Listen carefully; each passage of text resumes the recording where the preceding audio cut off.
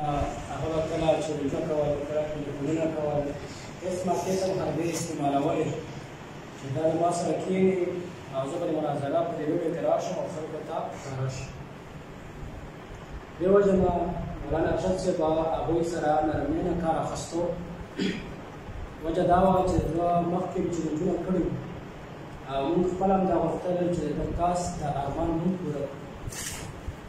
او همدغسې وشو چې د هغه سره د موږ ملاقات وشو، سره علما کرام هم وو او موضوع چې وه هغه فاتحه خلف الامام مقرر شوه چې آیا مقتدي لمونځ بغیر د فاتحې نه کېږي او که نه کېږي.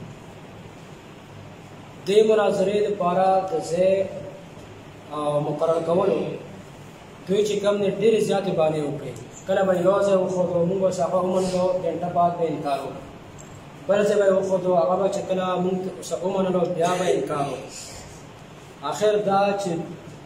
بیا یې خپله اجره وښوده د خپلو ملګرو او هغه اوس هم موږ ومنله. کله چې هلته کېناستو نو دوی خپل مناظر صدر مناظر د هغې انتخاب وکړو، لیکن کله چې مناظره شروع شوه دعوا جواب دعوا او په هغې کې الحمدلله د هغوی مناظر داسې خراب شو چې هغه ویډیو کې به تاسو بیا وګورو لکه یو انسان مړ شي او مخ یې بالکل تک زړ او سپین شي او وینه ترې ختمه شي، دقه شان حق ته یې راغلی و چې دې وجه نه هغه خپل ملګري په هغه باندې پوه شو چې نوره د انسان د هټ اټیک او دارنګه سات نه وځي بیا جنازې نه شو کولی. د مناظرې په دوران کې هغوی چې کوم دی مناظر او صدر مناظر بدل کړل او دا د دنیا بلکې د موږ په ژوند کې داسې اول ځل موږ داسې ولیدل تاریخ کې دا به یو تاریخ ولري او دا خلکو یو تاریخ د خپل ژوند پرېښوستو چې د مناظرې په دوران کې مناظر او صدر مناظر دا بدلول. دا د شکست غټه علامه وي. که صرف دا ویډیو خلک ونه ګوري، صرف دا خبر چې هغوی ته ورسېږي چې دوی د مناظرې په دوران کې مناظر بدل کړی، صدر مناظر بدل کو او انشاءالله د هغه مناظر حال به تاسو وګورو په ویډیو کې. هغه رنګ صرف ګورو چې آخر وروستو خندان ترې نه هېره شوی چې خندا خلک څنګه کوي، صرف خاموش ناسته د مړي په شان او دغه نور نه بالکل لار خطا شوی و. او الحمدلله چې په دومره 15 شپږ ګنټې مناظره وشوه په دې دوران کې تاسو توجه سره په واورو د دوی له طرفه یو داسې روایت نه دی بیان شوی چې هغه د دوی دعوا سره موافقت ولري او دا خبره پکې ذکر وي چې کله یو انسان په امام پسې فاتحه ونه وي د ده لمونځ کېږي. او الحمدلله موږ سره تقریبا په د لږ وخت کې موږ 15 دلایل ذکر پیدا کړي وو او دارنګه 15 علماء احنافو کتابونو حوالې مو پیدا کړې وې. خو چونکې د ټیم د کموالي د وجه نه او ثالث سے مناظره چې کم د هغه ختمه کړه تر هغه دورانه پورې موږ تقریبا 10 دلایل بیان کړل او ټول مرفوعا روایات د رسول الله صلی الله علیه وسلم او په هغه ټولو کې الحمدلله تاسو به واورو چې موږ د فاتحې ټکی ښودلی دی چې د فاتحې نه بغیر مونځ نه کېږي. 18 دلایل موږ داسې بیان کړي دي چې فاتحه او نه ویله مونځ نه کېږي.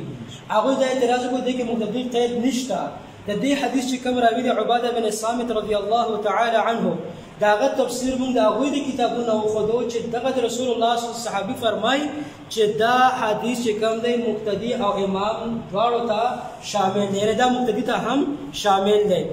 او د دې نه علاوه باقاعده 12 دلایل موږ داسې بیان کړه چې په هغې کې باقاعده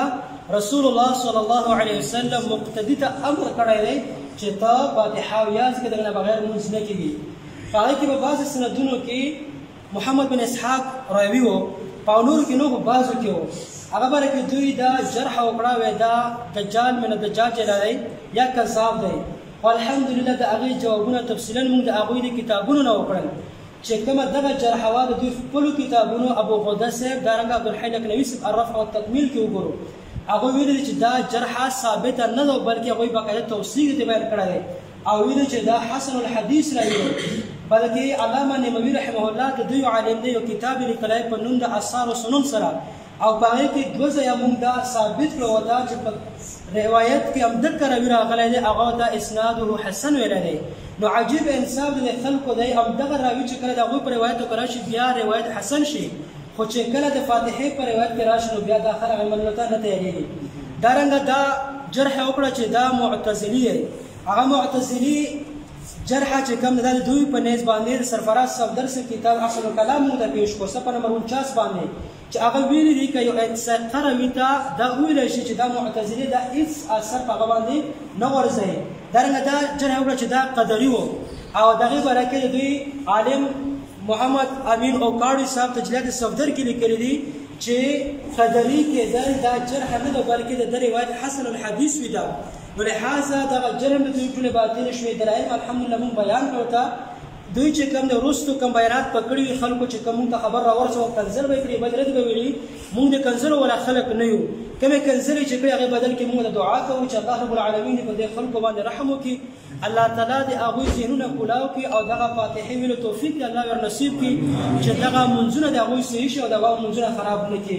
ان شاء الله باقیا نور ویډیو شوی دو یو څو ورځې انتظار په لږ وخت کې به ان شاء الله هغه چې کم د برابر شي جوړه وشي د ټولو خلکو لاسونه ته ورسیږي ان شاء الله تاسو به حقیقت وګورو چې حقیقت سره الله عز وجل مونږ او تاسو له هر مسله کې حق را نصیب کړي الله رب العالمین مونږ او تاسو د حق سره ضدیان عنادیان نه جوړي